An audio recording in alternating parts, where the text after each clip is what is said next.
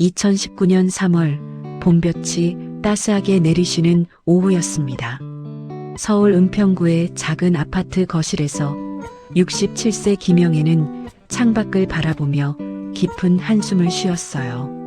40년을 함께 일군 세탁소를 정리한 지 이제 석 달째였습니다.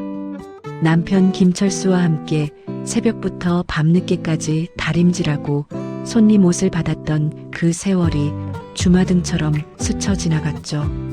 남편은 이제 쉬자고 했고 영애도 고개를 끄덕였습니다. 퇴직금과 세탁소 건물을 팔아모은 돈이 5억 원. 이제 노후는 걱정 없겠다 싶었어요. 그날 저녁 현관 초인종이 울렸습니다. 문을 열자 말끔한 정장 차림의 남자가 환하게 웃으며 서 있었어요. 둘째 아들 동욱이었습니다. 10년 만이었죠. 엄마, 보고 싶었어요. 영애는 아들을 끌어안고 눈물을 흘렸습니다. 10년 전 동욱은 미국에서 사업을 배우겠다며 떠났었어요. 그 후로 연락 한 번 없었습니다. 전화도 안 받고 문자도 답이 없었죠. 영애는 밤마다 둘째 아들 걱정에 잠 못 이루던 날들이 많았습니다. 동욱은 미안하다며 고개를 숙였어요. 거실로 들어온 동욱은 노트북을 꺼내 들었습니다. 실리콘밸리에서 IT 기술을 배웠다고 인공지능과 빅데이터를 다룰 줄 안다고 설명했어요. 영애는 무슨 말인지 하나도 이해할 수 없었지만 아들의 눈빛만은 확신에 차 있었습니다. 동욱은 한국에 AI 기반 배달 플랫폼을 만들겠다고 했어요. 노트북 화면에는 그래프와 도표가 가득했습니다. 시장 분석, 수익 구조, 투자 계획. 6개월 안에 투자 유치하고 1년 안에 상장할 수 있다는 설명이었어요. 남편 철수가 퇴근해서 들어왔습니다. 동욱을 보자 싸늘한 표정이 되었어요. 10년 동안 연락도 없던 아들이 갑자기 나타난 것에 대한 불신이었죠. 동욱은 다시 노트북을 보여주며 설명했지만 철수는 저녁이나 먹고 가라며 자리에 앉았습니다. 식사 자리는 어색했어요. 영애는 계속 동욱에게 반찬을 건네며 많이 먹으라고 했지만 철수는 말없이 밥만 먹었습니다. 식사 후 동욱은 본론을 꺼냈어요. 한국에서 사업을 시작하려는데 초기 투자금이 필요하다고 했습니다. 얼마나? 영애가 물었어요. 2억 정도요. 철수가 벌떡 일어났습니다. 10년 동안 연락도 안 하던 자식이 갑자기 와서 2억을 달라니 말도 안 된다고 소리쳤어요. 동욱은 사업 계획서를 보여주며 확실하다고 6개월이면 10배로 불려드릴 수 있다고 말했습니다. 철수는 코웃음을 쳤어요. 당장 나가라고 했습니다. 영애는 남편과 아들 사이에서 난처한 표정을 지었어요. 동욱은 씁쓸하게 웃으며 일어났습니다. 엄마, 생각해보세요. 연락드릴게요. 동욱이 나간 후 부부는 침묵 속에 앉아 있었어요. 영애가 조심스럽게 입을 열었습니다. 여보, 동욱이 말이 맞을 수도 있잖아요. 명문대 나온 애가 거짓말하겠어요? 철수는 고개를 저었습니다. 당신은 그 자식한테 너무 약해. 하지만 영애의 마음속엔 이미 싹이 트고 있었어요. 우리 동욱이가 성공하면 얼마나 좋을까 하는 생각이었습니다. 그 밤 영애는 잠을 이루지 못했습니다. 창밖을 보며 동욱의 얼굴을 떠올렸어요. 10년 만에 본 아들은 성공한 사람처럼 보였습니다. 말끔한 정장, 자신감 넘치는 태도, 그리고 확신에 찬 눈빛. 영애는 아들을 믿고 싶었어요. 아니, 믿어야만 했습니다. 40년간 고생해서 키운 아들이 성공하는 걸 보고 싶었으니까요. 일주일이 지났습니다. 동욱은 매일같이 영애에게 전화를 걸었어요. 투자자들이 줄 서 있다고, 지금 안 하면 기회를 놓친다고 말했습니다. 영애는 남편 몰래 동욱을 만나기로 했어요. 강남의 한 카페에서였죠. 동욱은 두툼한 사업 계획서를 내밀었습니다. 자신들의 플랫폼은 AI가 최적의 배달 경로를 찾아준다고 설명했어요. 배달 시간 30% 단축, 비용은 20% 절감이 가능하다고 했습니다. 영애는 숫자들을 보며 고개를 끄덕였어요. 사실 이해는 안 됐지만 아들이 열심히 준비한 게 보였습니다. 그런데 동우가 2억이 너무 큰 돈 아니니? 엄마, 이게 마지막 기회예요. 제가 미국에서 10년 동안 배운 걸 다 쏟아붓는 거예요. 동욱의 눈빛이 간절했습니다. 엄마만 믿어요. 제가 꼭 성공해서 엄마 아버지 편하게 해드릴게요. 영애의 마음이 흔들렸어요. 명문대 나온 우리 아들이 거짓말할 리 없다고 생각했습니다. 그날 저녁 영애는 남편에게 조심스럽게 말을 꺼냈어요. 동욱이 사업을 한번 믿어보자고 했습니다. 철수는 젓가락을 내려놓았어요. 당신 정신이 있어요? 10년 동안 연락 없던 자식이 돈 달라고 하면 줘요? 그래도 우리 아들인데. 철수의 목소리가 높아졌습니다. 아들이라고 다 믿어야 하느냐고, 10년 동안 어디서 뭘 했는지도 모르지 않느냐고 따졌어요. 그 돈은 노후 자금이라고, 절대 안 된다고 단호하게 말했습니다. 영애는 입술을 깨물었어요. 다음 날 첫째 아들 동진이 찾아왔습니다. 42세의 동진은 대기업에 다니는 성실한 직장인이었어요. 동진은 동욱이 돈을 달라고 했다는 걸 알고 있었습니다. 휴대폰을 꺼내 화면을 보여줬어요. 회사 미국 지사 친구에게 알아봤는데 동욱이 투자 사기 의심받고 도망왔다는 정보였습니다. 엄마, 동생 믿지 마세요. 미국에서도 사고치고 도망왔대요. 영애는 화면을 보지도 않고 고개를 저었어요. 아니야. 그건 오해일 거야. 엄마. 동진이 목소리를 높였지만 영애는 오히려 동진을 나무랐습니다. 어릴 때부터 동생을 질투했다고, 동생이 잘 되는 게 싫은 거라고 말했어요. 동진의 얼굴이 굳어졌습니다. 엄마, 저보고 지금 뭐라고 하신 거예요? 사실이잖아. 너는 지방대 나왔고 동욱이는 명문대 나왔어. 동진은 깊은 한숨을 쉬었어요. 자신도 대기업에 다니고 아버지를 모시고 있다고, 동욱은 10년 동안 뭘 했느냐고 반문했습니다. 영애는 대답하지 않았어요. 동진은 증거를 더 찾아오겠다고 말하고 집을 나섰습니다. 그날 밤 영애는 혼자 은행 앱을 켰어요. 잔고에 찍힌 5억 원을 보며 손가락이 떨렸습니다. 하지만 결국 동욱에게 2억 원을 송금했어요. 우리 동욱이가 성공하면 다들 알게 될 거라고 스스로를 달랬습니다. 남편도 동진도 모르게요. 송금을 마친 영애는 동욱에게 문자를 보냈습니다. 동욱의 답장은 빨랐어요. 엄마 사랑해요. 걱정 마세요. 꼭 성공할게요. 영애는 처음으로 마음이 편안해졌습니다. 하지만 그날 밤 남편 철수가 통장 정리를 하다가 알아차렸어요. 2억이 사라진 걸 발견한 철수는 소리쳤습니다. 여보, 2억이 어디 갔어? 영애는 침묵했어요. 설마 동욱이한테 준 거야? 철수의 목소리가 떨렸습니다. 영애가 고개를 끄덕이자 철수는 주먹으로 식탁을 내리쳤어요. 당신 미쳤어? 그게 우리 노후 자금이야. 40년 동안 모은 돈이라고. 동욱이가 성공하면 10배로 만들어준대요. 10배? 당신 정말 그 말 믿어요? 부부는 그날 밤 처음으로 크게 싸웠습니다. 철수는 짐을 싸기 시작했어요.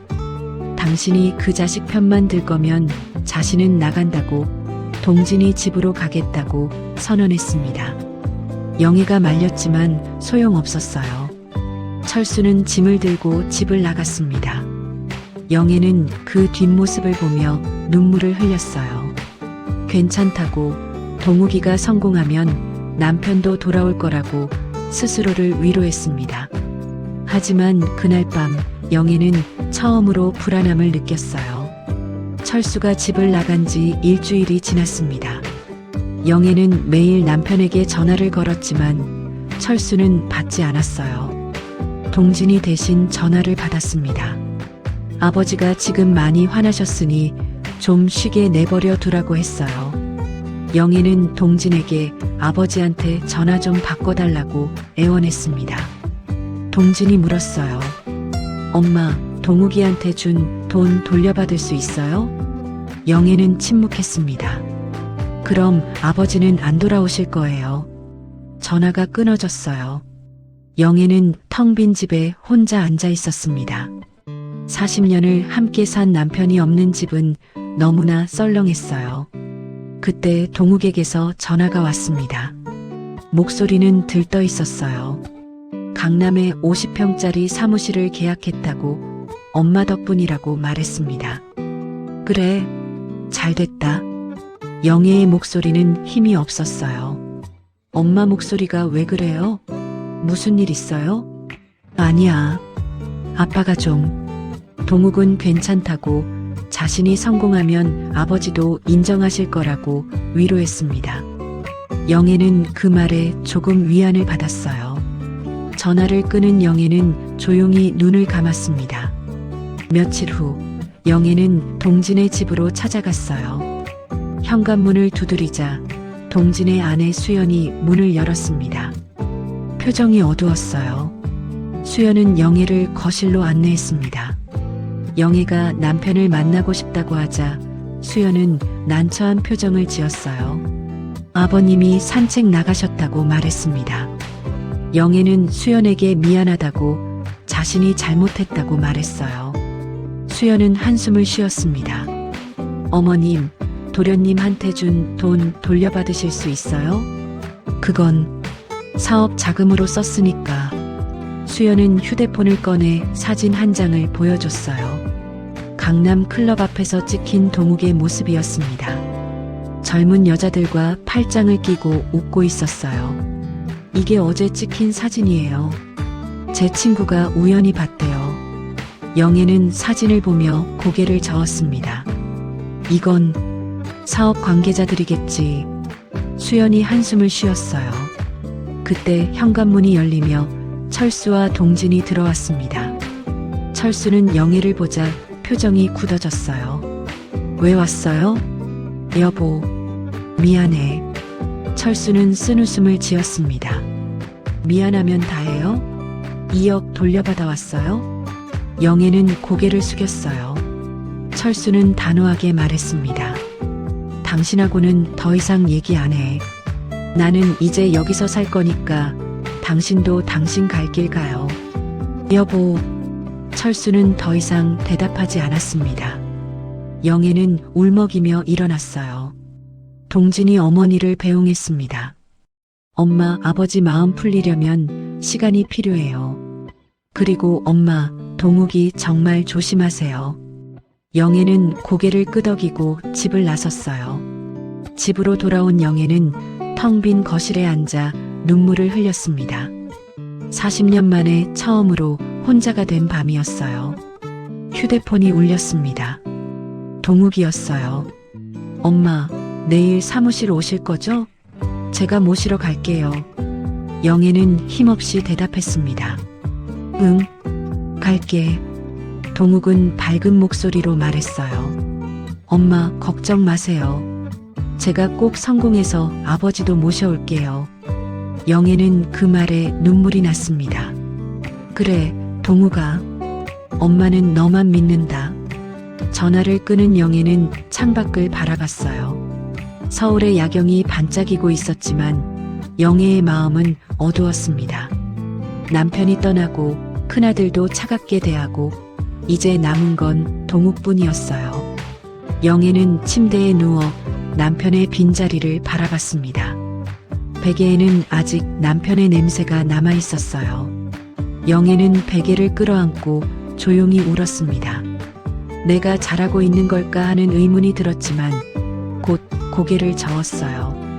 아니야, 동욱이는 성공할 거야. 그럼 모든 게 괜찮아질 거야. 영애는 스스로를 그렇게 다독이며 잠들려 했습니다. 하지만 잠은 쉽게 오지 않았어요. 3개월이 지났습니다.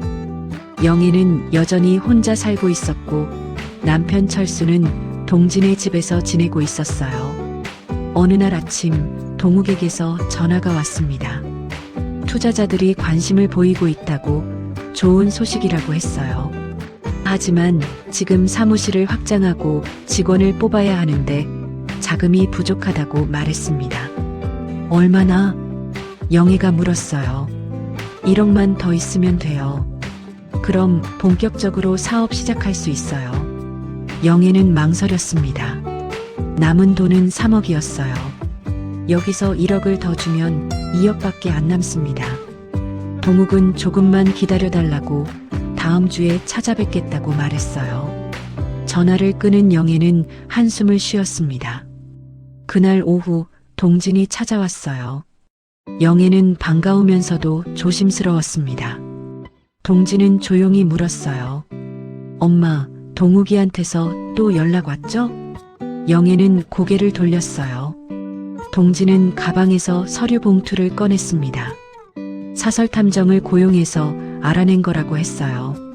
봉투 안에는 미국 법원 서류와 사진들이 들어 있었습니다. 엄마, 이거 보세요. 동욱이 미국에서 투자 사기로 고소당한 기록이에요. 영애는 서류를 펼쳐봤어요. 영어로 빽빽하게 적힌 문서들이었습니다. 동진은 여러 장의 사진도 꺼냈어요. 강남 고급 클럽에서 술 마시는 동욱의 모습, 외제차를 타고 있는 모습, 젊은 여자들과 함께 있는 모습들이었습니다. 엄마가 준 2억으로 이렇게 놀고 있어요. 영애는 사진을 보며 손이 떨렸어요. 하지만 고개를 저었습니다. 아니야. 이건 합성 사진일 거야. 엄마. 동진의 목소리가 높아졌습니다. 언제까지 현실을 부정하실 거예요? 동욱이는 사기꾼이에요. 영애는 동진을 똑바로 쳐다봤어요. 동진아, 너는 어릴 때부터 동생 질투했잖아. 동생이 성공하는 게 싫은 거지? 동진은 믿을 수 없다는 표정을 지었습니다. 엄마, 제 말은 안 믿으시네요. 동진의 눈가에 눈물이 맺혔어요. 엄마, 저 대기업 부장이에요. 연봉 1억 받아요. 제가 왜 동욱이를 질투해요? 영애는 입술을 깨물었습니다. 그래도 동욱이는 명문대 나왔어. 머리가 좋단 말이야. 동진은 깊은 한숨을 쉬었어요. 서류와 사진을 다시 봉투에 넣으며 말했습니다. 엄마, 학벌이 뭐가 중요해요? 사람 됨됨이가 중요하죠. 됐어요. 엄마 마음대로 하세요. 동진은 일어섰어요. 그런데 엄마, 제가 마지막으로 한 가지만 부탁드릴게요. 동욱이한테 더 이상 돈 주지 마세요. 그게 아버지 유일한 바람이에요. 영애는 고개를 돌렸습니다. 동진은 쓸쓸하게 집을 나갔어요. 일주일 후 동욱이 찾아왔습니다. 영애에게 사업 진행 상황을 설명하며 1억이 필요하다고 다시 말했어요. 영애는 형이 이상한 서류를 들고 왔다고 말했습니다. 동욱의 표정이 순간 굳어졌다가 이내 웃으며 말했어요. 아, 형이 또 그러셨구나.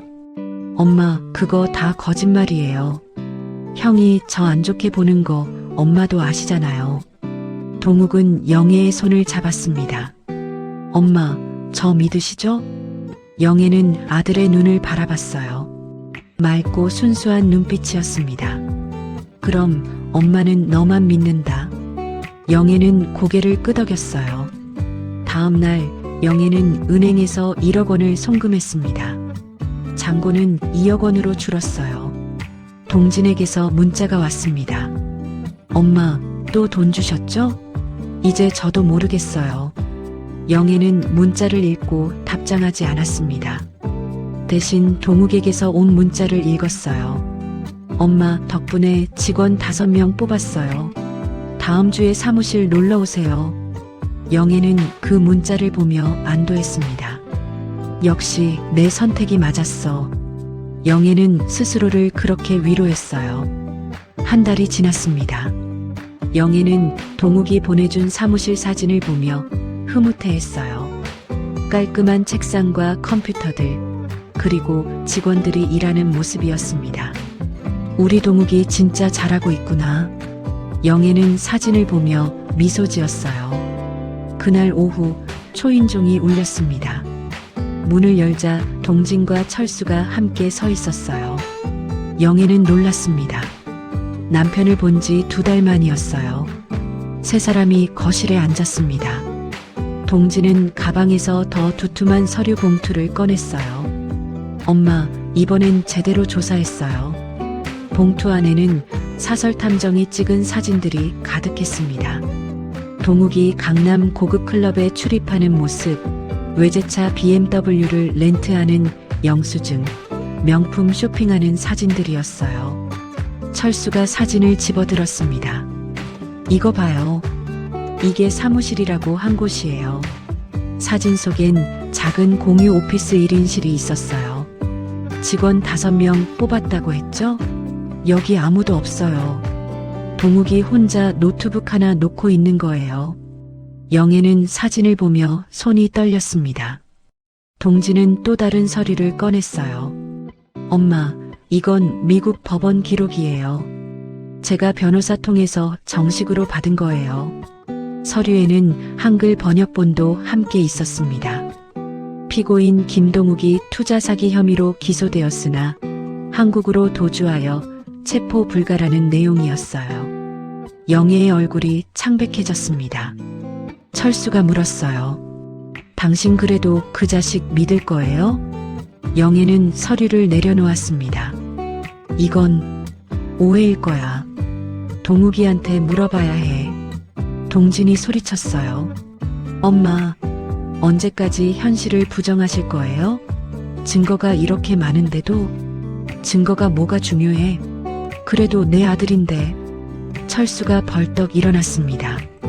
당신 정말 미쳤어. 아들이면 다야? 사기꾼도 감싸야 해? 영애는 대답하지 못했어요. 동진은 마지막 사진을 꺼냈습니다. 어제 찍힌 사진이었어요. 동욱이 강남 클럽에서 젊은 여자들과 샴페인을 터뜨리고 있는 모습이었습니다. 엄마, 이게 어제 저녁이에요. 엄마가 준 돈으로 이러고 놀고 있어요. 영애는 사진을 보며 눈물이 났어요. 하지만 여전히 고개를 저었습니다. 이건 사업 관계자들이겠지. 철수가 비웃었습니다. 사업 관계자? 당신 눈에 저게 사업 관계자로 보여요? 철수는 동진을 보며 말했어요. 동진아, 가자. 엄마는 끝까지 동욱이 편만 들 거야. 두 사람은 일어섰습니다. 영애가 다급하게 말했어요.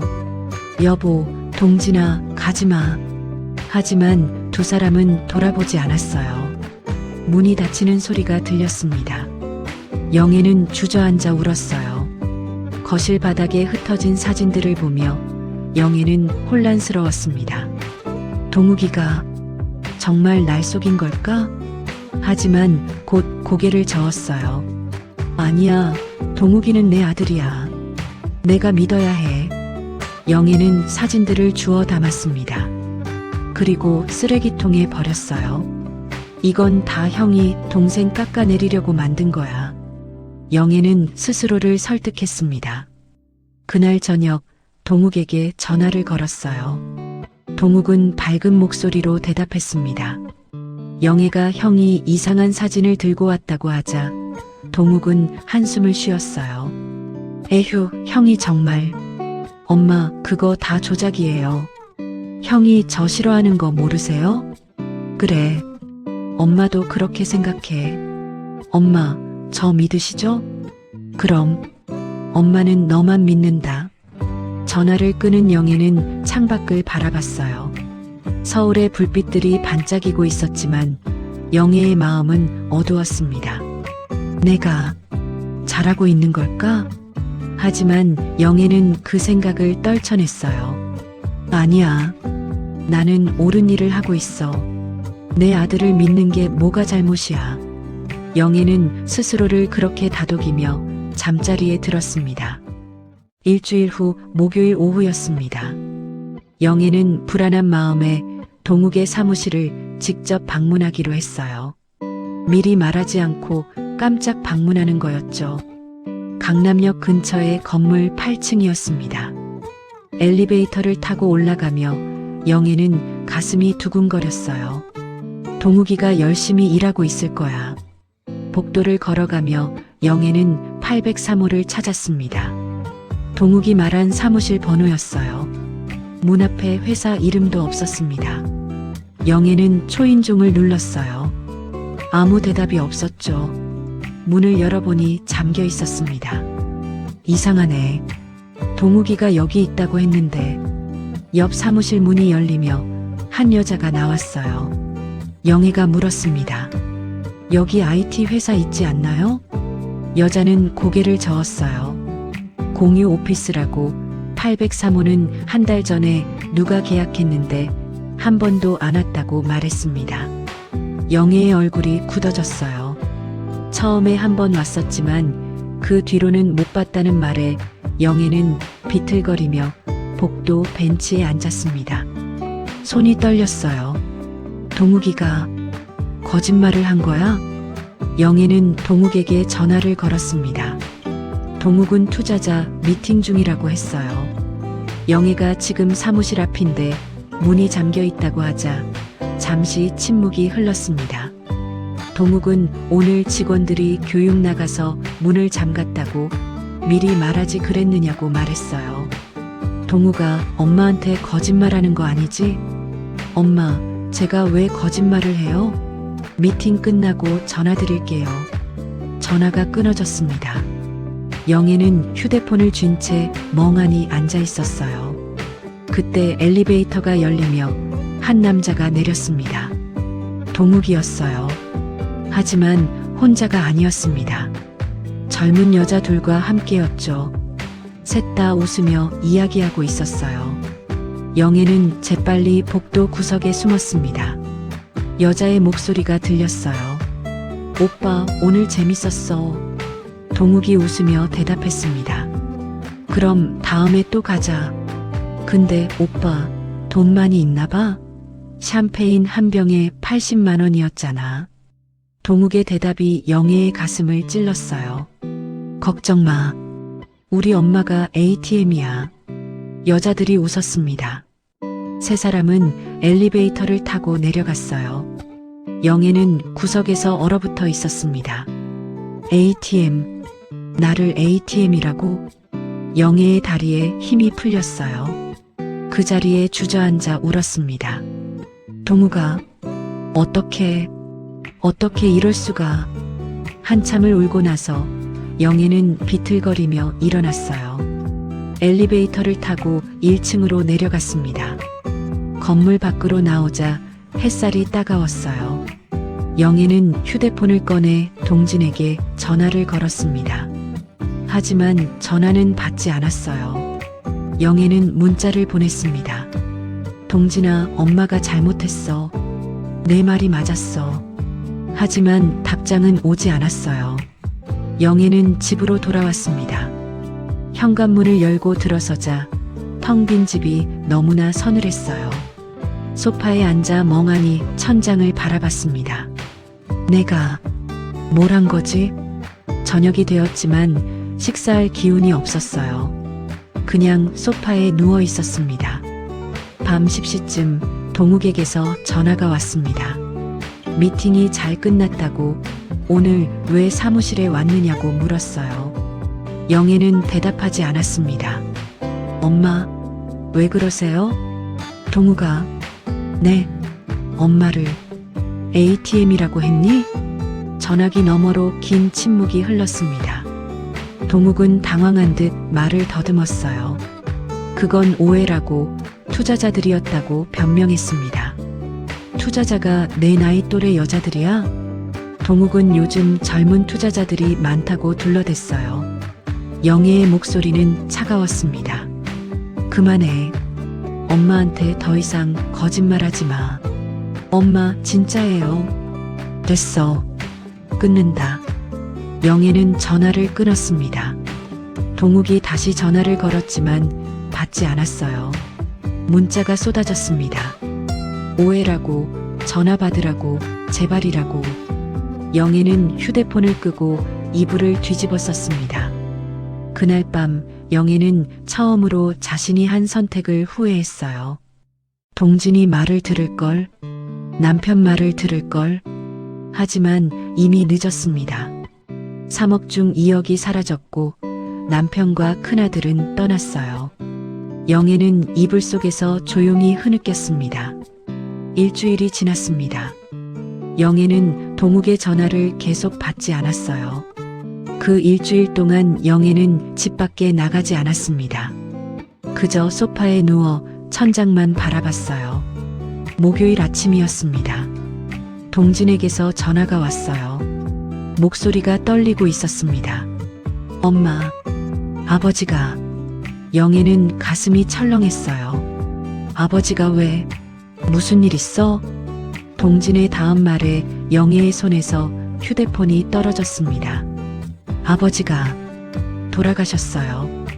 영애는 그 자리에 주저앉았어요. 어젯밤에 갑자기 쓰러지셨다고, 뇌출혈이었다고, 병원에서 돌아가셨다고. 동진의 목소리가 멀리서 들려왔습니다. 영애는 비틀거리며 일어나 옷을 갈아입었어요. 손이 떨려 단추를 잠그기도 힘들었습니다. 택시를 타고 병원 장례식장으로 갔어요. 3층 빈소문을 열고 들어서자 남편의 영정 사진이 보였습니다. 여보. 영애는 영정 앞에 무릎을 꿇고 울었어요. 미안해. 미안해. 동진이 다가왔습니다. 어머니를 일으켜 세웠어요. 영애는 남편에게 절을 올렸습니다. 절을 하는 내내 눈물이 멈추지 않았어요. 문상객들이 하나둘 들어오기 시작했습니다. 동진이 영애를 밖으로 데리고 나왔어요. 복도 벤치에 앉혔습니다. 영애가 물었어요. 어떻게 된 거니? 동진은 어젯밤에 갑자기 머리 아프다고 하시더니 쓰러지셨다고 말했습니다. 119를 불러 병원에 갔지만 뇌출혈이 너무 심했다고 했어요. 의사가 말하길 스트레스가 원인이라고 했습니다. 영애는 고개를 떨구었어요. 엄마 때문에 아버지가. 동진은 아무 말도 하지 않았습니다. 그 침묵이 더 무거웠어요. 영애가 울며 말했습니다. 동진아, 미안해. 엄마가 정말 미안해. 동진이 조용히 입을 열었어요. 엄마, 아버지 마지막으로 하신 말씀이 뭔지 아세요? 영애는 고개를 들었습니다. 동욱이한테 속지 마였어요. 아버지가 돌아가시기 직전까지 엄마 걱정하셨어요. 영애는 숨이 막혔어요. 그때 빈소문이 열리며 동진의 아내 수연이 나왔습니다. 여보, 도련님이 왔어요. 영애와 동진은 동시에 고개를 돌렸어요. 복도 끝에서 동욱이 걸어오고 있었습니다. 입고 선글라스를 낀 모습이었어요. 동진은 동생 동욱을 보자 얼굴이 굳어졌습니다. 내가 여길 왜 와? 동욱은 선글라스를 벗으며 대답했어요. 형, 아버지 장례식인데 당연히 와야죠. 동진이 동생의 멱살을 잡았습니다. 내 때문에 아버지가 돌아가셨어. 엄마한테서 돈 뜯어낸 내 때문에. 주변 사람들이 놀라 쳐다봤어요. 영애가 두 아들 사이에 끼어들었습니다.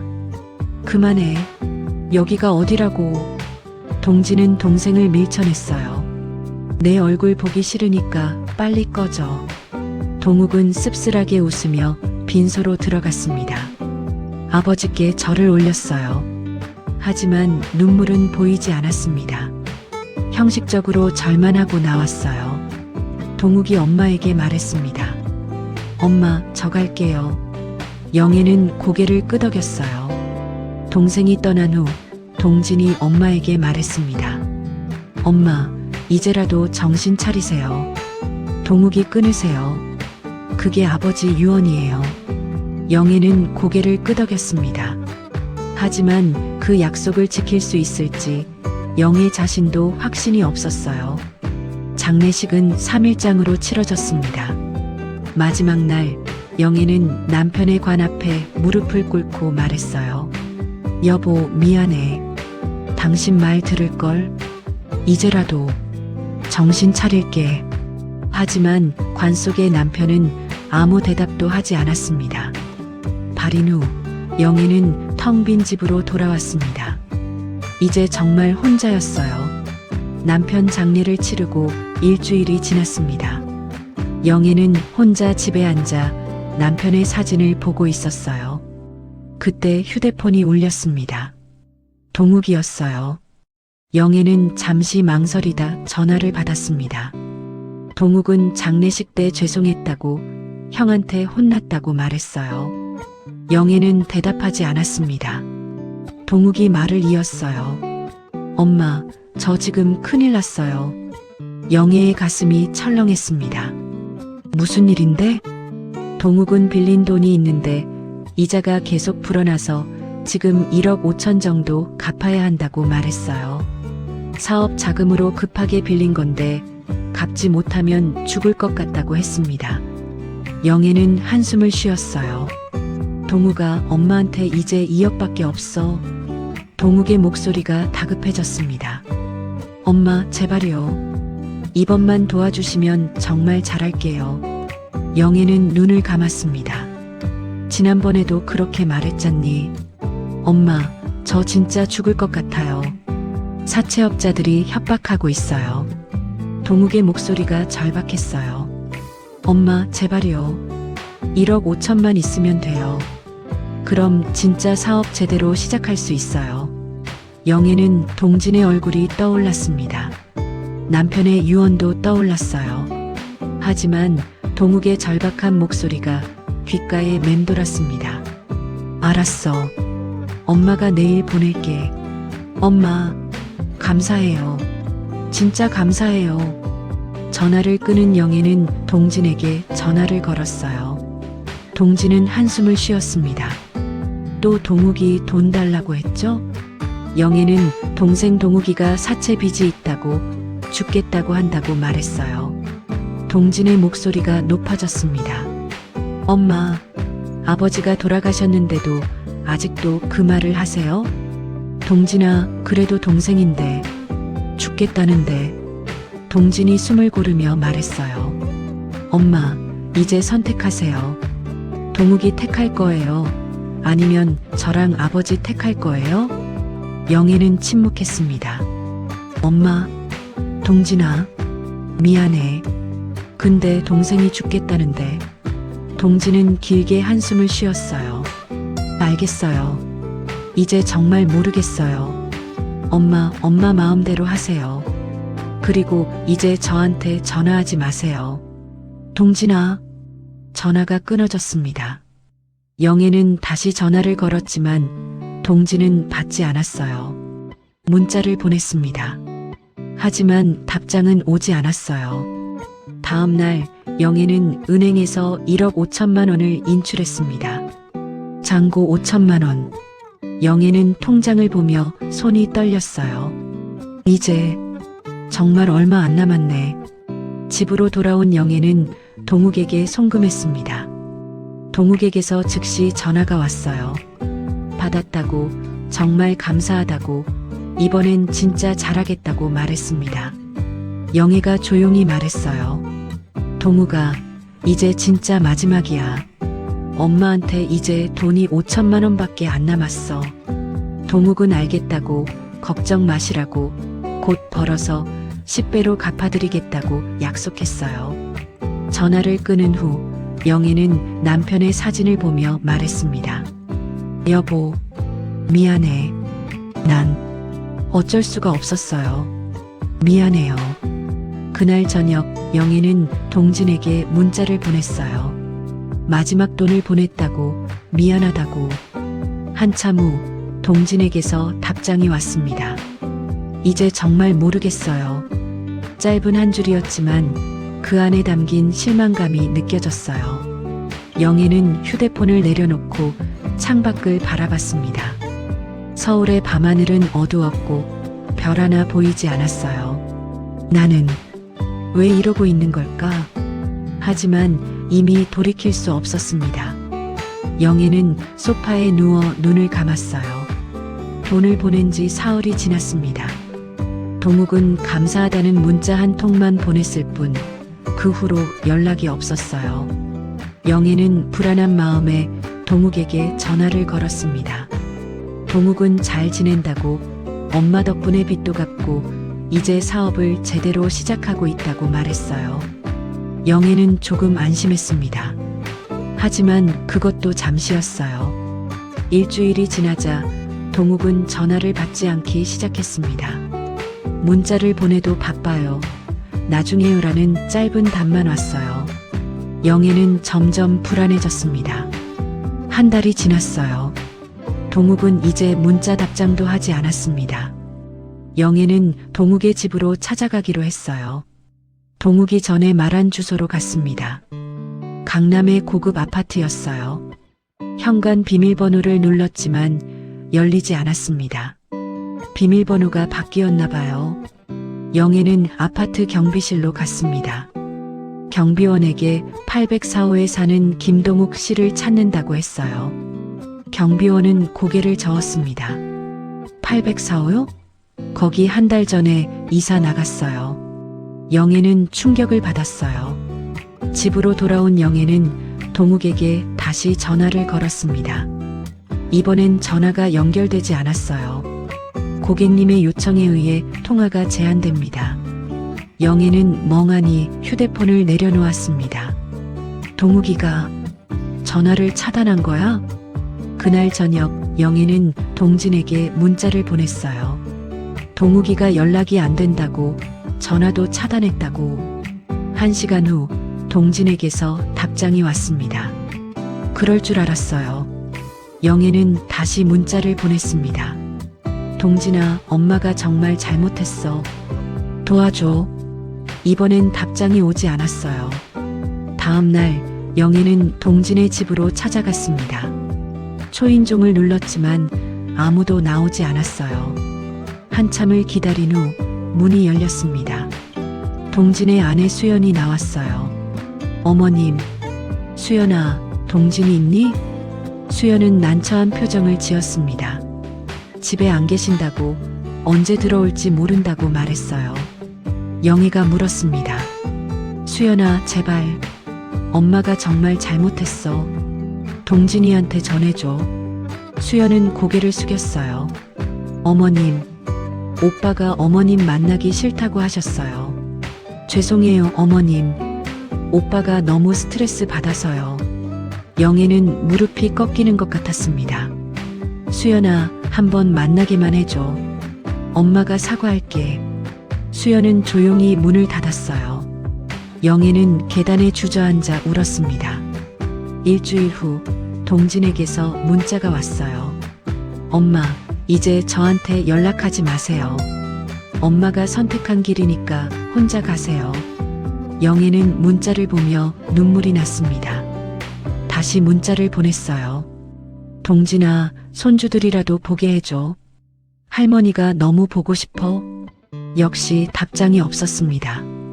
영애는 휴대폰을 내려놓고 소파에 앉았어요. 집은 너무나 조용했습니다. 남편도 없고 아들들도 없고 이제 정말 혼자였어요. 잔고를 확인했습니다. 5천만 원. 생활비로 쓰고 병원비 내고 나면 얼마 안 남을 거였어요. 영애는 자신이 한 선택들을 돌아봤습니다. 내가 왜 이렇게 됐을까? 답은 분명했어요. 동욱만 믿었기 때문이었죠. 남편의 말도, 동진의 경고도, 모든 증거도 무시하고 오직 동욱만 믿었던 결과였습니다. 영애는 남편의 사진을 보며 말했어요. 여보, 내가 정말 바보였어. 당신 말 들을걸? 하지만 사진 속 남편은 아무 대답도 하지 않았습니다. 그날 밤 영애는 동진에게 마지막 문자를 보냈어요. 동진아, 나중에라도 엄마를 용서해줘. 엄마가 너무 미안해. 손주들한테 할머니가 많이 사랑한다고 전해줘. 문자를 보내고 영애는 휴대폰을 내려놓았습니다. 더 이상 답장을 기대하지 않았어요. 영애는 창밖을 바라보며 조용히 울었습니다. 서울의 밤은 깊어가고 있었고 영애의 마음도 점점 어두워졌어요. 돈을 보낸 지 한 달이 지났을 때였습니다. 동욱에게서 갑자기 전화가 왔어요. 영애는 반가우면서도 조심스러웠습니다. 동욱은 밝은 목소리로 말했어요. 투자자가 관심을 보이고 있다고, 다음 달에 미팅이 있다고 했습니다. 그래, 잘 됐다. 영애의 목소리에도 조금 힘이 실렸어요. 엄마 덕분이에요. 제가 꼭 성공해서 보답할게요. 전화를 끊은 영애는 조금 안심했습니다. 역시 동욱이는 열심히 하고 있구나. 하지만 그 후로 또 연락이 뜸해졌어요. 영애가 전화하면 바빠요라는 짧은 답만 왔습니다. 한 달 후부터는 전화를 안 받기 시작했어요. 문자도 다음에요라는 한 줄뿐이었습니다. 영애는 불안했습니다. 동욱아, 엄마가 보고 싶은데 밥이라도 같이 먹자. 문자를 보냈지만 동욱의 답장은 다음 날 왔어요. 엄마, 이번 주는 바빠서요. 다음 주에요. 하지만 다음 주가 되어도 동욱은 오지 않았습니다. 영애는 다시 문자를 보냈어요. 동욱은 갑자기 미팅이 잡혀서 못 간다고, 다음에 꼭 가겠다고 답장했습니다. 2달이 지났어요. 영애는 매주 동욱에게 전화를 걸었지만 동욱은 거의 받지 않았습니다. 받아도 바빠요. 나중에요라는 말뿐이었어요. 어느 날 영애는 동욱의 집으로 찾아가기로 했습니다. 새 주소를 물어보려 문자를 보냈지만 답이 없었어요. 영애는 동욱의 사무실로 가봤습니다. 하지만 803호는 여전히 텅 비어 있었어요. 석 달째 되는 날 영애는 더 이상 참을 수 없었습니다. 동욱에게 연속으로 전화를 걸었어요. 5번째에야 동욱이 받았습니다. 엄마, 왜 이렇게 전화를 많이 해요? 목소리가 짜증 섞여 있었어요. 영애는 3개월 동안 얼굴 한 번 못 봤다고, 보고 싶다고 말했습니다. 동욱이 한숨을 쉬었어요. 엄마, 저 정말 바빠요. 이해해 주세요. 그래도 밥 한 끼 같이 먹을 시간은 있잖니. 동욱은 잠시 침묵하다 말했습니다. 알았어요. 이번 주 토요일에 갈게요. 영애는 기뻐했어요. 정말? 네, 진짜요. 영애는 아침부터 음식을 준비했어요. 동욱이 좋아하는 갈비찜, 잡채, 전, 정성껏 만들었습니다. 오후 1시, 2시, 3시. 시간은 흘러갔지만 동욱은 나타나지 않았어요. 영애는 동욱에게 전화를 걸었습니다. 고객님의 요청에 의해 전화가 끊어졌어요. 영애는 그제야 깨달았습니다. 동욱이가 약속을 지킬 생각이 없었구나. 저녁이 되었어요. 식탁 위의 음식들은 그대로 식어 있었습니다. 영애는 혼자 앉아 식탁을 바라봤어요. 눈물이 났습니다. 나는 동욱이한테 뭐지? 밤이 되어서야 동욱에게서 문자가 왔습니다. 엄마, 미안해요. 갑자기 일이 생겨서 못 갔어요. 영애는 문자를 보고 답장을 보냈어요. 괜찮아. 다음에 오렴. 하지만 마음속으로는 알고 있었습니다. 다음은 없을 거야. 넉 달째가 되었을 때 영애는 결심했어요. 직접 찾아가기로요. 동욱이 자주 간다던 강남의 카페들을 돌아다녔습니다. 그리고 마침내 한 카페에서 동욱을 발견했어요. 하지만 혼자가 아니었습니다. 젊은 여자와 함께 앉아 웃고 있었죠. 영애는 카페 밖에서 그 모습을 지켜봤어요. 동욱은 너무나 행복해 보였습니다. 저 여자는 누구지? 영애는 카페 안으로 들어가려다 멈췄습니다. 내가 들어가면 동욱이가 부담스러워 하겠지. 영애는 그냥 돌아섰어요. 넉 달 반이 지난 어느 금요일 저녁이었습니다. 영애는 더 이상 참을 수 없어 동욱의 집을 찾아가기로 했어요. 동진의 아내 수연에게 부탁해서 새 주소를 겨우 알아냈습니다. 주소는 강남의 한 오피스텔이었어요. 저녁 8시 영애는 그곳 앞에 도착했습니다. 현관 앞에서 기다리기로 했어요. 1시간, 2시간, 밤 10시가 넘어서야 동욱이 나타났습니다. 술에 취한 듯 비틀거리며 걸어오고 있었어요. 동욱은 엄마를 보고 깜짝 놀랐습니다. 표정이 굳어졌어요. 영애는 4개월 동안 얼마나 보고 싶었는지 말했습니다. 동욱은 짜증스러운 표정을 지었어요. 미리 연락하고 오지 갑자기 오면 어떡해요? 라고 말했습니다. 영애가 대답했어요. 넌 전화도 안 받잖니. 동욱은 바빠서 그랬어요 라고 변명했습니다. 영애는 동욱에게 다가갔어요. 동욱아, 엄마랑 얘기 좀 하자. 엄마, 저 피곤해요. 다음에 얘기해요. 동욱은 현관 비밀번호를 누르려 했어요. 영애가 동욱의 팔을 붙잡았습니다. 동욱이 소리쳤어요. 엄마, 왜 이래요? 주변 사람들이 쳐다봤습니다. 동욱은 영애의 손을 뿌리쳤어요. 엄마, 창피하게. 집에 가세요. 영애가 울먹이며 말했습니다. 동욱아, 엄마한테 왜 이래? 4개월 동안 얼굴 한 번 안 보여주고. 동욱은 영애를 똑바로 쳐다보며 말했어요. 엄마, 이제 돈 없잖아요. 더 줄 돈도 없으면 그냥 연락하지 마세요. 영애는 숨이 막혔습니다. 동욱아, 지금 무슨 말을 하는 거니?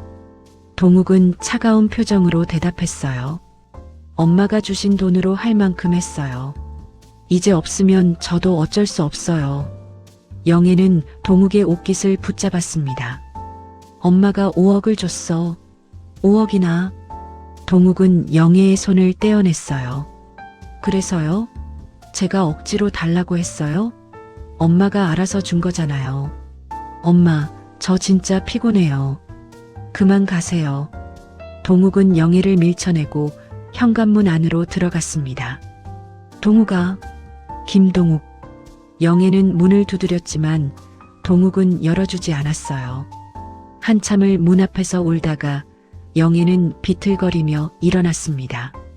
택시 안에서도 눈물이 멈추지 않았어요. 집에 도착한 영애는 소파에 쓰러져 울었습니다. 여보, 동진아, 내가 잘못했어. 내가 정말 잘못했어. 다음 날 아침 영애는 몸이 너무 안 좋았어요. 열이 나고 어지러웠습니다. 병원에 가려 했지만 일어날 힘조차 없었어요. 침대에 누워 천장을 바라봤습니다. 나는 왜 이렇게 바보였을까? 사흘 후 영애는 겨우 몸을 일으켜 병원에 갔습니다. 의사는 스트레스성 우울증이라고 약을 먹고 푹 쉬라고 했어요. 약을 처방받고 집으로 돌아왔습니다. 통장 잔고를 확인했어요. 4,800만 원. 병원비와 생활비로 조금씩 줄어들고 있었습니다. 영애는 통장을 보며 생각했어요. 이 돈으로 얼마나 버틸 수 있을까? 그날 저녁 영애는 남편의 사진 앞에 앉아 말했습니다. 여보, 미안해. 당신 말을 들을걸? 동진이 말을 들을걸? 나는 정말 바보였어. 영애는 사진을 끌어안고 울었어요. 그날 밤 영애는 처음으로 죽음을 생각했습니다. 차라리 죽는 게 나을까? 하지만 곧 고개를 저었어요. 아니야. 아직은 아니야. 영애는 약을 먹고 잠자리에 들었습니다. 동욱에게 배신당한 지 한 달이 지났습니다. 영애는 하루하루 근근히 살아가고 있었어요. 아침에 일어나도 할 일이 없었습니다. 그저 소파에 앉아 TV를 보거나 창밖을 멍하니 바라보는 게 전부였죠. 남편이 생전에 아버지께 물려받은 이 집은 이제 동진 명의였습니다. 남편이 돌아가시기 전 동진에게 상속했었어요. 동진아, 이 집은 내 명의로 해둘 테니 엄마가 사시는 날까지는 그냥 살게 해드려라. 동지는 그 약속을 지키고 있었습니다. 관리비도 재산세도 조용히 내주고 있었어요. 하지만 영애에게 연락은 하지 않았습니다. 영애도 너무 미안해서 동진에게 먼저 연락할 수 없었어요. 통장 잔고 4,300만 원. 영애는 매달 생활비로 80만 원 정도를 썼습니다. 식비와 병원비, 그리고 약값이었어요. 어느 날 아침 영애는 가슴에 통증을 느꼈어요. 숨쉬기가 힘들었습니다. 영애는 집 근처 병원에 걸어갔습니다. 검사 결과 협심증이었어요. 의사가 말했습니다. 스트레스 관리 잘하시고 약 꾸준히 드세요. 수술까지는 필요 없지만 정기적으로 검진 받으셔야 합니다. 영애는 고개를 끄덕였어요. 약값과 진료비로 10만 원이 나왔습니다. 석 달이 지났습니다. 영애는 정기 검진을 받으러 병원에 갔어요. 협심증 약을 타러 간 거였습니다. 의사가 말했어요. 어르신, 체중이 많이 빠지셨네요. 요즘 식사 잘하세요? 네. 그냥 입맛이 없어서요. 의사는 걱정스러운 표정을 지었습니다. 혹시 다른 증상은 없으세요? 기침이나 피곤함 같은 거요? 영애는 생각해보니 요즘 기침이 자주 났어요. 기침이 좀 나긴 해요. 한 달 넘게요. 한번 정밀 검사 받아보시죠. 영애는 흉부 X-레이 촬영을 했습니다. 일주일 후 결과를 들으러 병원에 갔어요. 의사의 표정이 심각했습니다.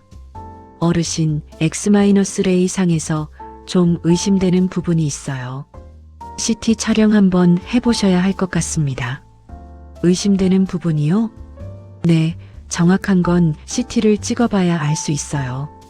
영애는 가슴이 철렁했습니다. 다음 주에 CT 촬영을 했어요.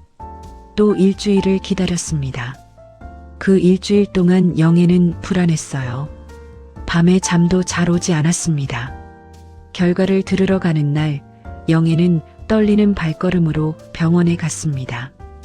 의사가 말했습니다. 어르신, CT 결과가 좋지 않습니다. 폐에 종양이 보이고 림프절도 커져 있어요. MRI 촬영과 조직 검사가 필요합니다. 영애는 숨이 멎는 것 같았어요. 종양이요? 네. 정확한 진단을 위해 추가 검사가 필요합니다. 영애는 고개를 끄덕였습니다. 다음 주에 MRI 촬영을 하고 조직 검사도 받았어요. 또다시 2주를 기다려야 했습니다. 그 2주는 영애에게 영원처럼 길었어요. 매일 밤 천장을 보며 뒤척였습니다. 드디어 최종 결과를 들으러 가는 날이었습니다. 영애는 진료실 앞에 앉아 기다렸어요.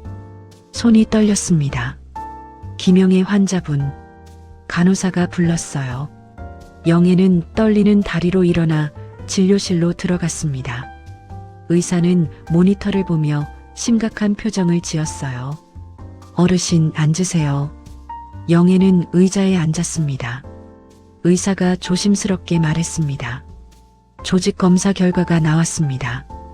폐암으로 확진되었습니다. 영애는 귀가 멍해지는 것 같았어요. 폐암? 네. 비소세포 폐암이고 3기로 진단됩니다.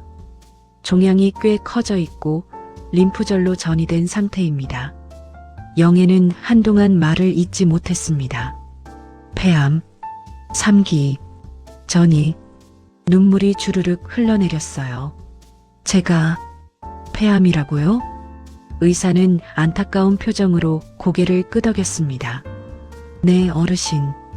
힘드시겠지만 치료를 시작하셔야 합니다. 영애는 떨리는 목소리로 물었어요. 저 얼마나 살 수 있나요? 그건 치료 경과를 봐야 알 수 있습니다.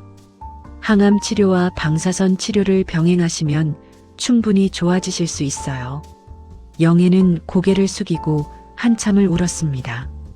의사가 이어서 말했어요. 종양의 위치상 수술은 어렵습니다. 항암 치료와 방사선 치료를 병행하는 게 최선입니다. 최대한 빨리 시작하는 게 좋습니다. 영애는 눈물을 닦으며 고개를 끄덕였어요. 진료실을 나온 영애는 비틀거렸습니다. 복도 벤치에 주저앉았어요. 폐암. 나한테 폐암이. 영애는 한참을 그렇게 앉아 있었습니다. 간호사가 다가왔어요. 어르신, 괜찮으세요? 영애는 떨리는 목소리로 물었습니다. 저기, 항암 치료, 많이 힘든가요? 간호사는 영애 옆에 앉았습니다. 힘드시긴 하지만 요즘은 부작용을 줄이는 약도 많이 좋아졌어요. 그리고 어르신, 암 치료는 국가에서 지원해 줍니다. 지원이요? 네, 산정특례 제도라고 해서 암 환자분들은 5년 동안 본인 부담금이 5%만 내시면 돼요. 나머지 95%는 건강보험에서 부담합니다. 영애는 조금 안도했어요. 간호사가 이어서 말했습니다. 항암 치료 자체는 한 달에 50만 원 정도 예상하시면 됩니다. 다만 나중에 혼자 계시기 힘드시면 요양병원을 고려하셔야 할 수도 있는데 그쪽 비용은 따로예요. 영애는 고개를 끄덕였습니다. 보호자분과 상의하셔야 할 텐데요. 혼자 오셨어요? 영애는 고개를 끄덕였습니다. 네, 혼자예요. 간호사는 영애의 어깨를 가볍게 두드렸어요. 힘내세요, 어르신. 치료 잘 받으시면 좋아지실 거예요. 영애는 작게 고개를 끄덕였습니다. 집으로 돌아온 영애는 소파에 주저앉았습니다. 폐암, 3기. 영애는 휴대폰을 들었다가 내려놓았어요. 동진에게 말해야 할까? 하지만 손가락이 움직이지 않았습니다. 동진이한테 너무 미안했어요. 남편을 잃게 만들고 5억을 날리고 가족을 망쳐놓은 자신이 이제 와서 암에 걸렸다고 말할 자격이 없다고 느꼈습니다. 영애는 혼자 결정했어요. 항암 치료를 받되 아무에게도 말하지 않기로요. 그날 밤 영애는 남편의 사진 앞에 앉아 말했습니다. 여보, 나 폐암이래. 어떡하지 무서워. 사진 속 남편은 웃고 있었지만 영애에게는 그 미소가 슬퍼 보였습니다. 영애는 사진을 끌어안고 밤새 울었어요. 다음 주부터 항암 치료가 시작되었습니다. 2주에 한 번씩 병원에 가서 항암제를 맞았어요. 첫 번째 항암 치료 후 영애는 집에서 토하고 또 토했습니다. 온몸이 쑤시고 아팠어요. 머리카락이 빠지기 시작했습니다. 베개에, 빗에, 손에. 영애는 거울을 보며 울었습니다. 2달이 지나자 머리카락은 거의 다 빠졌어요. 영애는 모자를 쓰고 다녔습니다. 혼자 병원에 가고, 혼자 항암제를 맞고, 혼자 집에 돌아왔어요. 병원 복도에서 다른 환자들은 가족들과 함께 있었습니다. 손을 잡아주고, 물을 떠다주고, 이야기를 나눴어요. 하지만 영애의 옆자리는 항상 비어 있었습니다. 간호사가 물었어요. 보호자분은 안 오세요? 네, 바빠서요. 영애는 그렇게 둘러댔습니다. 3달이 지났습니다. 항암 치료비로 벌써 150만 원이 나갔어요. 통장 잔고 4천만 원. 하지만 문제는 따로 있었습니다. 영애의 몸은 점점 약해지고 있었어요. 이제 혼자 생활하기가 힘들어졌습니다. 항암 치료 6개월째였습니다. 영애의 몸은 급격히 약해졌어요. 체중은 20kg이나 빠졌습니다. 이제 혼자 걷기도 힘들었어요. 어느 날 아침 영애는 화장실에 가다가 쓰러졌습니다. 바닥에 쓰러진 채 일어날 수가 없었어요. 1시간을 그렇게 누워 있다가 겨우 기어서 휴대폰을 집어들었습니다. 119에 전화를 걸었어요. 구급대원들이 도착해서 영애를 병원으로 실어갔습니다. 응급실에서 검사 결과가 나왔어요. 탈수와 영양실조 상태였습니다. 영애는 사흘간 입원했어요. 입원 중 병원 사회복지사가 찾아왔습니다. 혼자 생활이 어려운 상태라며 요양병원 입원을 권했어요. 영애가 비용을 물었습니다. 한 달에 얼마나 드나요? 사회복지사가 조심스럽게 말했어요. 요양병원 입원비가 한 달에 보통 350만 원 정도 나옵니다. 영애는 숨이 막혔습니다. 350만 원? 네. 그리고 간병인을 따로 쓰시면 한 달에 250만 원 더 드세요. 합치면 한 달에 600만 원 정도예요. 영애는 통장 잔고를 떠올렸어요. 지금 3,900만 원 정도 남아 있었습니다. 350만 원이면 1년도 못 버티겠네. 간병인은 안 쓰고 그냥 병원에서 기본 간호만 받을 수는 없나요? 가능은 하신데 많이 불편하세요. 기본 간호는 식사 도움, 투약 정도만 해드리거든요. 영애는 고개를 끄덕였습니다. 괜찮아요. 그렇게 할게요. 일주일 후 영애는 서울 외곽의 한 요양병원으로 옮겨졌습니다. 40년을 살았던 집을 떠나는 날이었어요. 영애는 빈 거실에 서서 주위를 둘러봤습니다. 남편과 함께 살던 집, 아이들이 뛰어놀던 곳이었어요. 영애는 한참을 서서 울었습니다.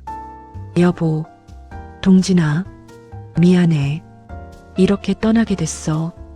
영애는 남편의 사진과 옷 몇 벌만 챙겨 택시에 올랐어요. 뒤돌아본 아파트가 점점 멀어졌습니다. 요양병원은 서울에서 1시간 정도 떨어진 곳에 있었어요. 4층짜리 건물이었습니다. 영애가 배정받은 방은 4인실이었어요. 좁은 공간에 침대 4개가 나란히 놓여 있었습니다. 창가 쪽 침대를 배정받았어요. 옆 침대에는 80대 박순이 할머니가 누워 있었습니다. 새로 오셨어요? 할머니가 물었어요. 네, 나는 박순이에요. 여기 온 지 2년 됐어요. 영애는 작게 인사했습니다. 김영애예요. 순이 할머니가 물었어요. 자식들은요? 아들 둘. 있긴 한데. 영애의 목소리가 작아졌습니다. 순이 할머니는 고개를 끄덕였어요. 여기 다들 그래요. 자식은 있는데 안 오는 사람들. 나도 아들 하나 있는데 1년에 한 번 올까 말까 해요. 영애는 창밖을 바라봤어요. 첫날 밤 영애는 잠을 이루지 못했습니다. 낯선 침대, 낯선 소리, 낯선 냄새. 옆 침대에서는 할머니의 신음소리가 들렸어요. 영애는 천장을 보며 눈물을 흘렸습니다. 다음 날부터 요양병원 일과가 시작되었어요. 아침 7시 기상, 8시 식사, 오전 간단한 운동, 오후 TV 시청. 매일 똑같은 일상이었습니다. 영애는 요양병원에서도 계속 항암 치료를 받았어요. 2주에 한 번씩 병원 차량을 타고 대학병원에 갔습니다. 항암제를 맞고 돌아오면 이틀 동안 꼼짝하지 못했어요. 토하고 열이 나고 온몸이 아팠습니다. 한 달이 지났습니다. 요양병원비 청구서가 왔어요. 350만 원. 영애는 떨리는 손으로 계좌이체를 했습니다. 통장 잔고 3,500만 원. 영애는 계산해 봤어요. 이 돈으로 10개월. 그 후엔 어떻게 하지? 영애는 생각하고 싶지 않았습니다. 요양병원 생활 3개월째, 영애는 외롭게 투병 중이었습니다. 한편 동욱은 어머니에게 마지막으로 받은 돈 2,400만 원을 이미 다 써버렸어요. 강남의 불법 도박장에서 모두 잃었습니다. 사흘 만이었어요. 동욱은 이제 갈 곳이 없었습니다. 사채 빚은 이미 8천만 원을 넘었어요. 사채업자들이 동욱을 찾아다녔습니다. 동욱은 찜질방과 PC방을 전전하며 숨어 지냈어요. 배가 고팠지만 돈이 없었습니다. 며칠째 제대로 먹지 못했어요. 어느 날 고등학교 동창 재혁에게서 연락이 왔습니다. 동욱아, 돈 벌 수 있는 일 있는데 할래? 동욱은 망설이지 않았습니다. 뭔데? 현금 수거. 한 건에 50만 원 줄게. 재혁은 보이스피싱 조직에서 일하고 있었어요. 동욱은 알면서도 고개를 끄덕였습니다. 알았어. 할게. 일주일 후 동욱은 첫 현금 수거에 나섰어요. 70대 할머니가 ATM에서 뽑은 1천만 원을 받아 달아났습니다. 생각보다 쉬웠어요.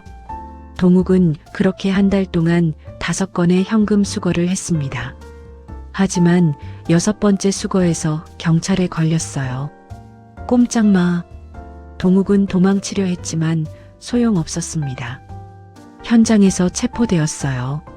경찰서 조사실에서 형사가 물었습니다. 김동욱 씨, 보이스피싱 현금 수거책 맞죠? 동욱은 자신도 속았다고, 생계가 막막해서 어쩔 수 없었다고 변명했습니다. 형사는 코웃음을 쳤어요. 생계, 당신 명문대 나왔다며? 취직은 왜 안 해요? 동욱은 대답하지 못했어요. 피해자가 6명이에요. 총 피해액 5천만 원. 반성하세요. 한 달 후 동욱은 재판에 넘겨졌어요. 검사가 사기방조 및 전자금융거래법 위반으로 징역 3년을 구형했습니다. 동욱의 국선 변호사가 항변했지만 판사는 냉정했어요. 피고인은 건강한 성인 남성으로 얼마든지 합법적인 일을 할 수 있었음에도 범죄를 선택했습니다. 징역 2년, 집행유예 3년을 선고합니다. 동욱은 가까스로 집행유예를 받았습니다. 하지만 출소 후에도 동욱의 삶은 나아지지 않았어요. 정과자라는 낙인 때문에 어디서도 취직이 안 됐습니다. 편의점, 식당, 건설 현장, 어디든 지원했지만 모두 거절당했어요. 정과 있으시면 안 됩니다. 같은 대답만 들었습니다. 사채 빚은 계속 풀어놨어요. 이자가 복리로부터 이미 1억 원을 넘었습니다. 동욱은 사채업자들을 피해 숨어 다녔어요. 집행유예 기간 중이었습니다. 동욱은 배가 고팠어요. 며칠째 제대로 먹지 못했습니다. 길을 걷다가 불법 도박장 간판을 봤어요. 동욱은 발걸음을 멈췄습니다. 안 돼. 지금은 집행유예 중이야. 하지만 동욱은 결국 안으로 들어갔어요. 주머니에 남은 5만 원을 꺼냈습니다. 이걸로 딱 한 판만. 하지만 한 판은 2판이 되고 3판이 되었어요. 그날 밤 경찰 단속이 있었습니다. 다들 움직이지 마. 동욱은 다시 체포되었어요. 경찰서에서 형사가 말했습니다. 김동욱 씨, 집행유예 중인데 또 범죄 저질렀네요. 집행유예가 취소되었습니다. 실형이 확정되었어요. 징역 1년 6개월. 동욱은 교도소에 수감되었습니다. 교도소 안에서 동욱은 처음으로 자신의 삶을 돌아봤어요. 명문대를 나왔고 유학도 다녀왔고 어머니에게 5억을 받았는데 이제 교도소에 갇혀 있었습니다. 동욱은 생각했어요. 내가 왜 이렇게 됐지? 하지만 곧 고개를 저었습니다. 다 엄마 때문이야.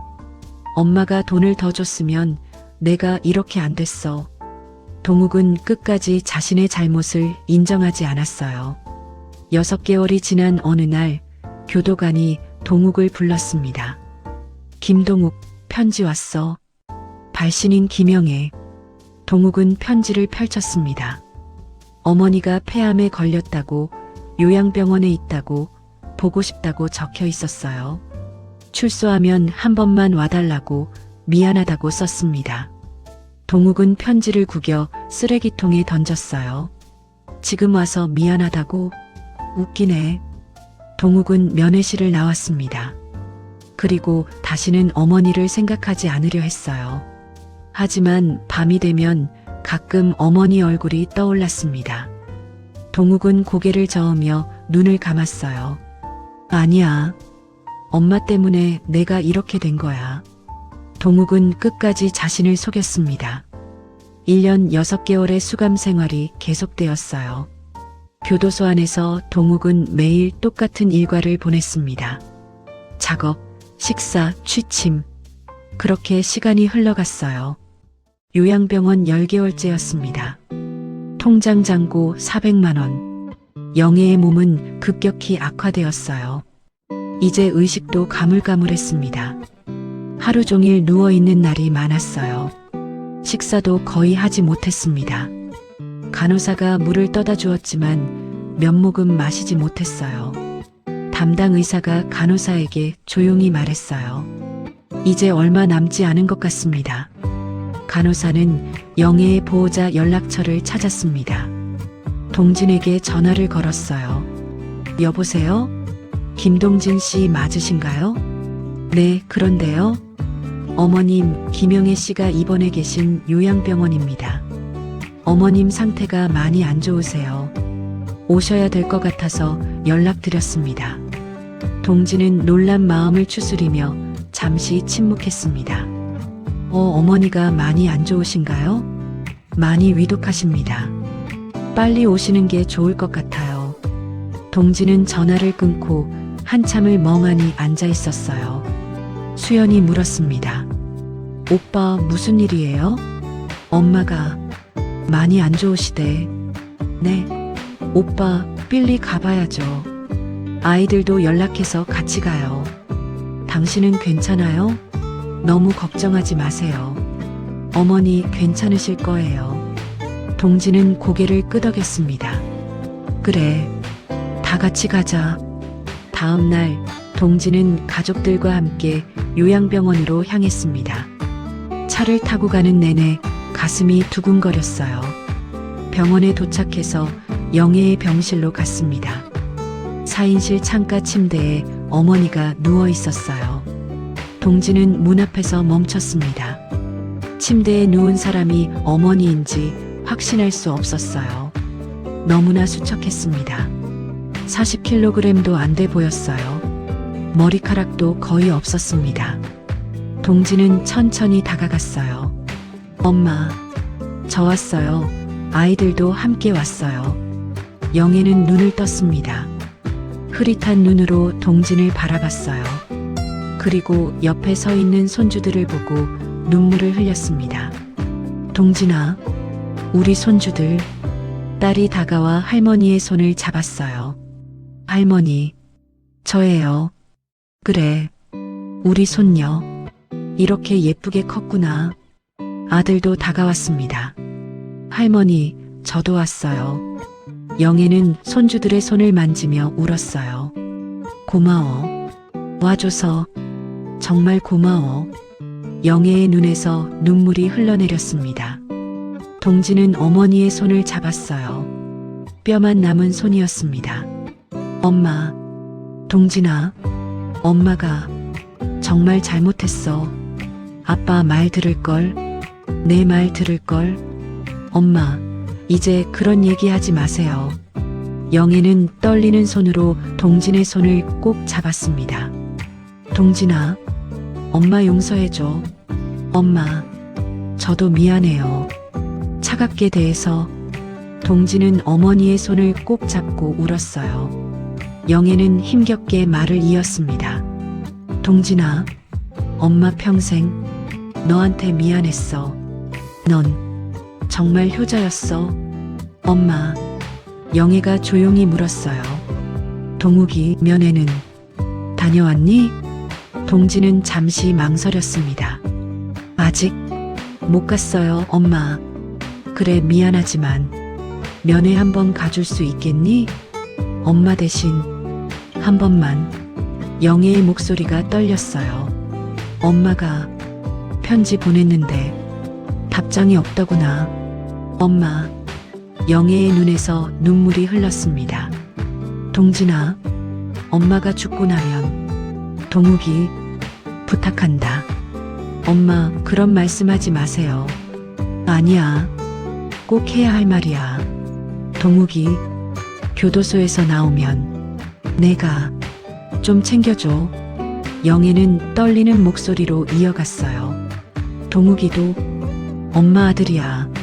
엄마가 잘못 키워서 저렇게 됐지만 그래도 내 동생이잖니. 동지는 눈물을 흘리며 고개를 끄덕였습니다. 네, 엄마. 알겠어요. 제가 동욱이 챙길게요. 고마워. 동진아, 넌 정말 착한 아들이야. 영애가 힘겹게 말했어요. 동욱이한테 엄마가 정말 사랑했다고, 미안하다고 전해줘. 엄마가 욕심부려서 동욱이 인생 망쳤다고, 정말 미안하다고. 네, 엄마. 꼭 전할게요. 영애는 손주들을 바라봤어요. 우리 손주들 예쁘게 잘 키워. 엄마처럼 이런 잘못을 되풀이하지 말고 둘 다 똑같이 사랑해줘. 네, 엄마. 영애의 호흡이 점점 약해졌습니다. 동진아, 사랑해. 미안해. 너 덕분에 엄마 행복했어. 엄마, 저도 사랑해요. 영애가 마지막으로 속삭였어요. 이제 아빠 만나러 가야겠다. 여보, 미안해. 이제 가요. 우리 동욱이 부탁해. 영애의 눈이 천천히 감겼습니다.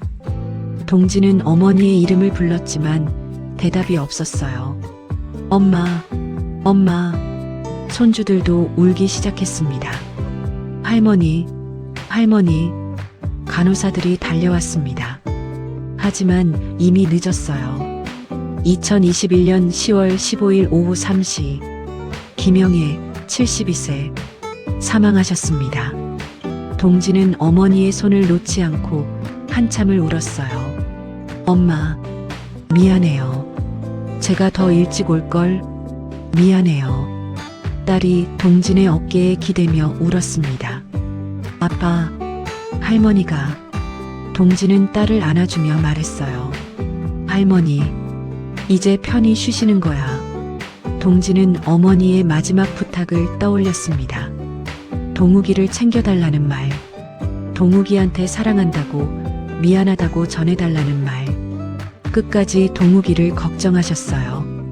그때 교도소 안, 동욱은 독방에 앉아 벽을 바라보고 있었습니다. 어머니가 세상을 떠나는 그 순간에도 동욱은 아무것도 몰랐어요. 영애의 장례는 조용히 치러졌습니다. 동지는 간소하게 3일장으로 준비했어요. 빈소에는 영애의 영정 사진이 놓였습니다. 남편과 함께 찍은 오래된 사진이었어요. 그때는 행복해 보였습니다. 동진과 가족들이 빈소를 지켰어요. 아이들도 상복을 입고 할머니 앞에 앉아 있었습니다. 딸이 영정 사진을 보며 말했어요. 아빠, 할머니 정말 예쁘셨네요. 그래, 할머니는 정말 따뜻한 분이셨어. 동지는 영정 사진을 보며 눈물을 흘렸습니다. 조문객은 많지 않았어요. 동진의 직장 동료 몇 명이 다녀갔어요. 어머님 편히 가셨을 겁니다. 힘내세요.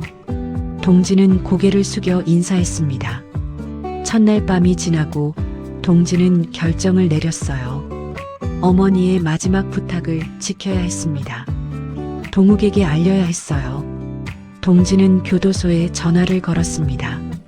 김동욱 수감자의 형입니다. 어머니가 돌아가셨습니다. 동생에게 알려주시고 장례 참석 여부를 물어봐 주시겠습니까? 교도관이 대답했어요. 알겠습니다. 수감자에게 전달하고 연락드리겠습니다. 다음 날 오전 교도소에서 연락이 왔어요. 김동욱 수감자가 장례 참석을 거부했습니다. 동지는 말문이 막혔습니다. 거부요? 네. 본인이 가지 않겠다고 했습니다. 면회도 거부했습니다. 동지는 한참을 멍하니 전화기를 들고 있었어요. 알겠습니다. 전화를 끊고 동지는 빈소에 앉아 한숨을 쉬었습니다. 수연이 옆에 앉았어요. 오빠, 동욱이는? 안 온대. 오지 않겠대. 어떡해. 엄마 장례인데. 동지는 고개를 저었어요. 동욱이는 끝까지 엄마를 원망하나 봐. 동지는 영정 사진을 바라봤습니다. 엄마, 동욱이가 안 왔어요. 미안해요. 한편 교도소 안, 동욱은 독방에 앉아 무릎을 끌어안고 있었습니다. 교도관이 다녀간 지 1시간이 지났어요. 2785, 어머니가 돌아가셨다는 형님분의 연락이 왔습니다. 장례식에 참석하시겠습니까? 동욱은 고개를 저었습니다. 아니요, 안 갈래요. 마지막이신데 가시는 게 좋지 않겠습니까? 싫어요. 안 가요. 교도관이 나간 후 동욱은 혼자 앉아 있었어요. 어머니가 돌아가셨다. 그 말이 계속 머릿속을 맴돌았습니다. 동욱은 몇 달 전 받았던 편지를 떠올렸어요. 폐암에 걸렸다고, 요양병원에 있다고, 보고 싶다고 쓴 편지. 구겨서 쓰레기통에 던졌던 그 편지. 엄마가 정말 죽었어? 동욱은 벽에 머리를 기댔습니다. 가고 싶지 않았어요. 아니, 갈 용기가 없었습니다. 형을 보는 것도, 자신의 모습을 보는 것도 두려웠어요. 무엇보다 죽은 엄마 앞에 서는 게 무서웠습니다. 엄마, 미안해. 난 엄마를 찾아볼 면목이 없어요. 교도소 창밖으로 비가 내렸습니다. 동욱은 그 비를 보며 눈물을 흘렸어요. 엄마, 나 때문에 돌아가신 거야. 내가 엄마를 죽인 거야. 동욱은 무릎을 끌어안고 울었습니다. 하지만 그는 끝까지 장례식에 가지 않았어요. 사흘이 지났습니다. 장례식 마지막 날이었어요. 동지는 어머니를 화장했습니다. 그리고 납골당에 모셨어요. 아버지 옆자리였습니다. 납골당 앞에서 동진과 가족들이 절을 올렸습니다. 딸이 울먹이며 말했어요. 할머니, 할아버지랑 행복하세요. 외롭지 마세요. 아들도 작은 목소리로 말했습니다. 할머니, 안녕히 가세요. 수연도 눈물을 흘리며 절을 했어요. 동지는 부모님 영정 앞에서 말했습니다. 엄마, 아빠, 이제 함께 계세요. 더 이상 외롭지 않으실 거예요. 엄마, 동욱이는 제가 챙길게요. 약속드려요. 동지는 납골당을 나오며 뒤돌아봤습니다. 부모님의 이름이 나란히 적힌 패가 보였어요. 김철수, 김영애. 동지는 눈물을 흘리며 고개를 숙였습니다. 엄마, 편히 쉬세요.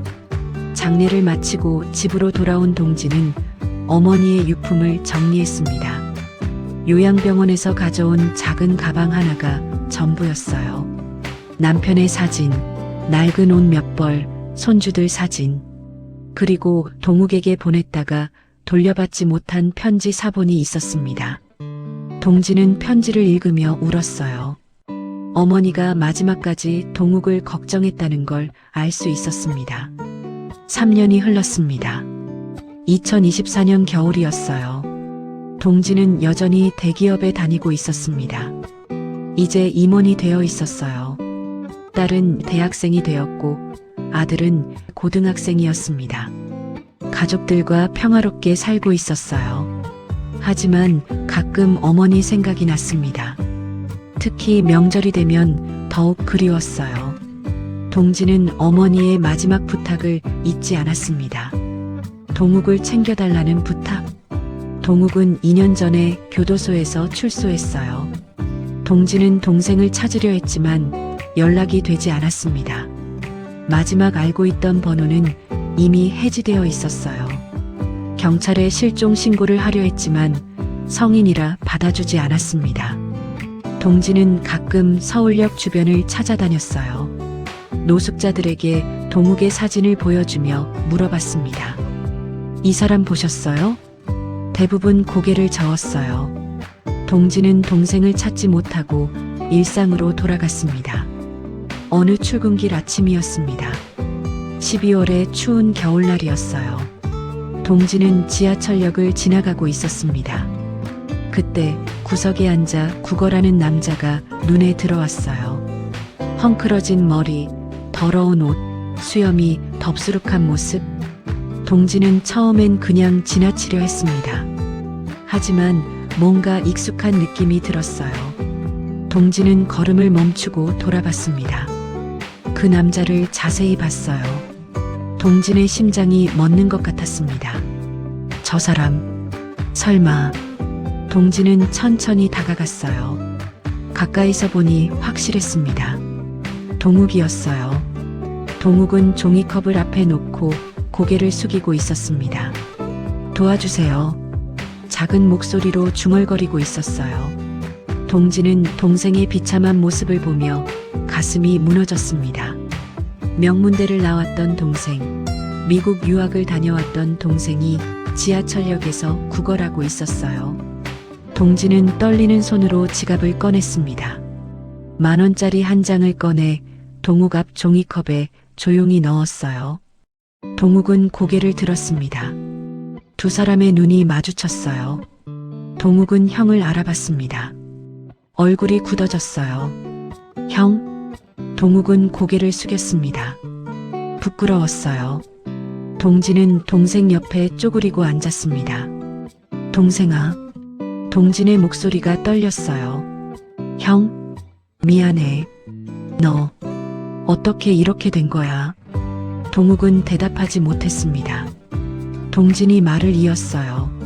엄마, 돌아가신 거 알고 있지? 동욱은 고개를 끄덕였어요. 응, 교도소에서 들었어.